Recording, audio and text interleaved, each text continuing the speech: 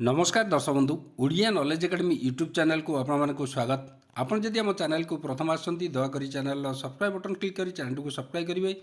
Video भल लगे निश्चय वीडियो को लाइक करेंगे, कमेंट करेंगे, शेयर करेंगे भूलें जहाँद्वारा आप प्रतिदिन नुआ नुआ अपडेट पाइपर। देखो आज गुरुत्वपूर्ण खबर पर नजर पकेबा। गोटे गुरुत्वपूर्ण खबर आसी जो कि राज्य कर्मचारी गुरुत्वपूर्ण खबर रही गुड न्यूज रही आम से विषय में आलोचना करवा। दयाकोरी वीडियो को शेष पर्यटन देखिए जहाँद्वारा आप संपूर्ण खबर विषय जानीपर। तो चलतु डेरी नक आरंभ करवा आज खबरटी। देखो ये वर्क चार्ज कर्मचारी को पेंशन देवाक निर्देश।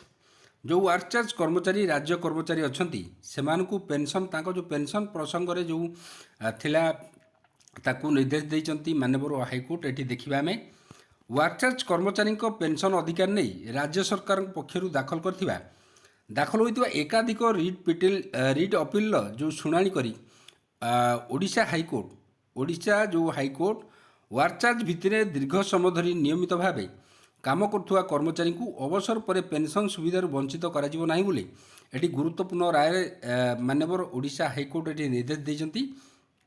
एटी देखंतु राज्य सरकार को अपील को खारज करी पूर्व जारी होइतिबा निर्देश को खंडपीठ बलवत्तर रखिछंती एवं प्रतिपक्ष जो कर्मचारी अछंती तांकु 8 सप्ताह मध्यरे आमर सुविधा प्रदान करने को अदालत निर्देश देते। जो पेंशन एवं रिटायरमेंट बेनिफिट अच्छी ताकू प्रदान करने को एडी निर्देश देते। जस्टिस कृष्ण श्रीपद दीक्षित जस्टिस चित्तरंजन दास को नहीं गठित खंडपीठ मामलार शुणाणी करी एक गुरुत्वपूर्ण आदेश देते। एटा कहीपर गोटे गुरुत्वपूर्ण राय बोली राज्य सरकार को विभिन्न विभाग में दीर्घ दिन धरी वर्क चार्ज भाव कार्य करथिबा जो खाली रहिला जो गौड़ प्रमोद कुमार खुंटिया अन्य कर्मचारी माने अवसर पर पेंशन पाई दाबी करथिले।